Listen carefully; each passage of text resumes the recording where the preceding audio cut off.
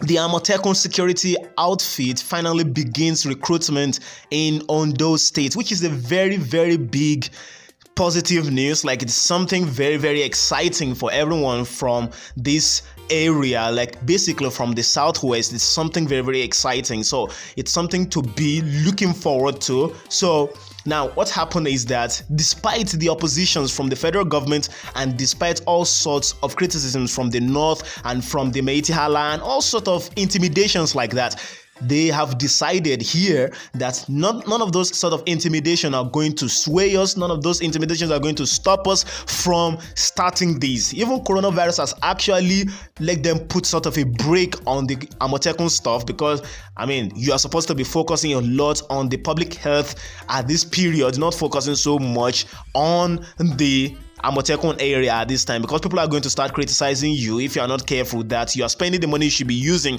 in responding to the virus. You are spending it on something that is very controversial like Amotekun, which of course it's only controversial when you look at the national scale, but basically in the southwest, everybody, for the most part, everybody really does support it, because we understand what is going on in this side. We understand what is going on in our own area. We understand all the insecurities that we have been having to battle with. I mean, all the insecurities for the most part started in the north, and recently everything has shifted.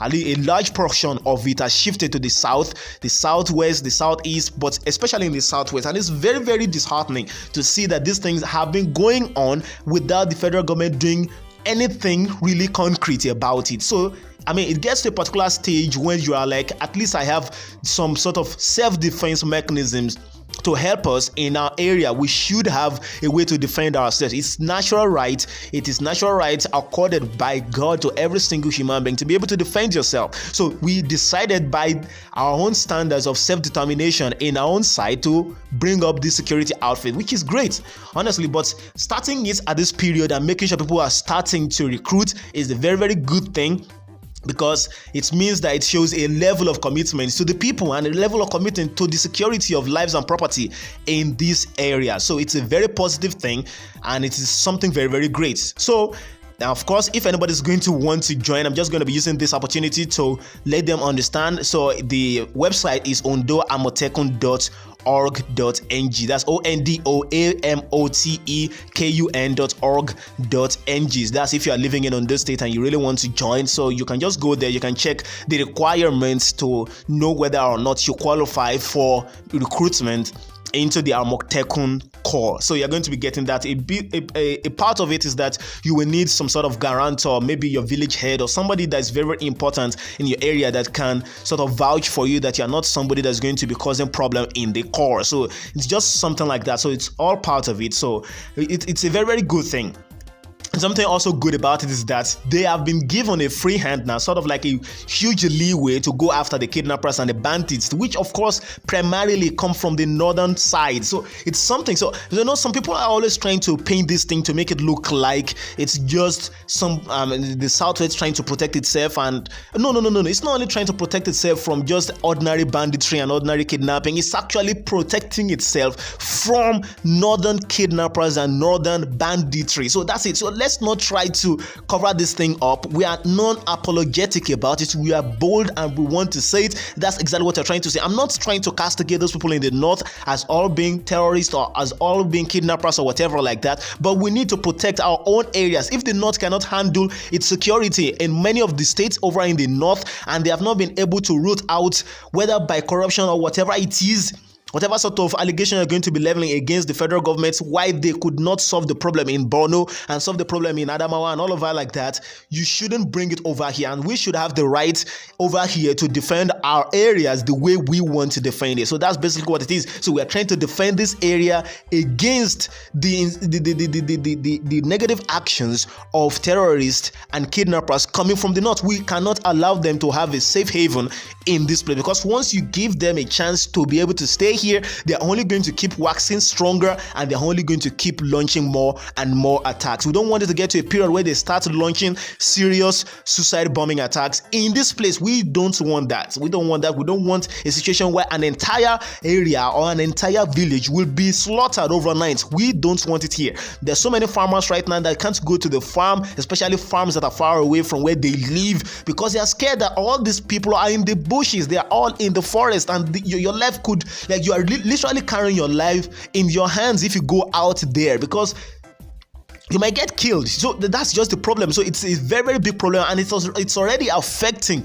the rate at which the West can grow crops, the rate at which the West can farm, because you can't go far to where there is plenty of land to farm. So which means you can only farm at places that are closer to your home, and the level of production of agriculture in the West has dropped significantly because of that. So it's a very big problem, not only security-wise, but when it comes to economics of the West. So that's the problem there. So, and some people can actually say that maybe it's actually a way to lower the economic strength of the West when it comes to agriculture and some other areas like that. So I'm not going to be propagating that conspiracy theory. It might be true, it might not be true, but what I'm trying to say is that it's a very positive thing that we're finally doing something, and we're finally taking a significant step to fix this problem.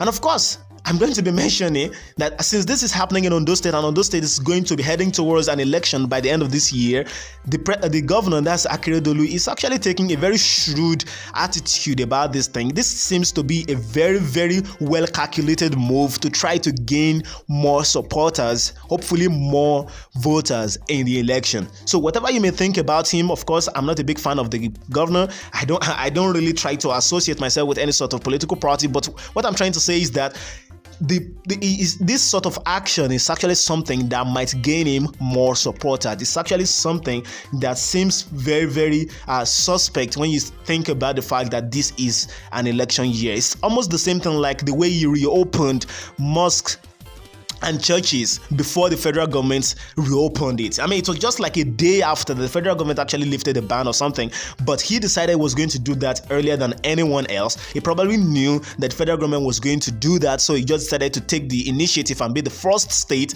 in a certain way to open the churches and mosques and all of that. So I believe it's not like he's trying to go out there and just chat on uncharted territory or anything like that, because in politics you have to take decisions that are not very risky, decisions that are going to make it easier for people to vote for you and make it more difficult for people to vote for your opponent. So I believe the election coming up actually has a way of factoring into this decision, because we are still in a lockdown. For you to start this during the lockdown, it means there has to be something attached in a particular way. It doesn't mean it's nefarious, but it's just something that is attached. And of course, generally speaking, it's something that is good for the Southwest, something that is good for Ondo State, something that is good for the Southwest in the sense that he is actually the chairman of governors in the Southwest. That's Akeredolu. So it's a very pretty good move, and I believe many of the governors in the Southwest, in Ekiti and all around, should start following that sort of initiative so that we can protect this area from all the craziness coming from the north. So that's what we really need to do. Again, I'm not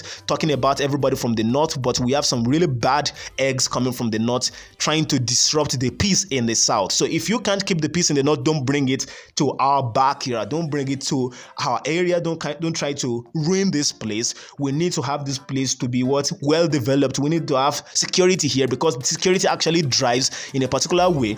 It actually drives investment in an area. That's one of the reasons why, like, Lagos State is very, very developed, because the rule of law is a little bit better in that place compared to some other parts of the country. Of course, there are going to be some crazy criminalities going around, like people snatching your purse and all of that. But generally speaking, some of those high crimes are not very welcome in Lagos State. That's one of the reasons why that place is a lot more developed, because you need that sort of a thing to allow the free market to flourish. You need the rule of law to be strong for you to allow the free market to flourish. So if you start having terrorism in an area, you don't think that any company is going to be very eager to go and invest and start a factory there, because it's basically you're throwing away your money. You're basically throwing away your investment in that area. Someday somebody can decide to rise up and burn down the entire area. So you don't want that to happen. So that's one of it's basically like you are ruining your area. if you allow that to happen here. So we're not only trying to protect lives, we're also trying to protect the economic prospects of the West. That's exactly what we're trying to do. Everyone should be able to have the right of self-determination in this area. So thank you very much, everybody.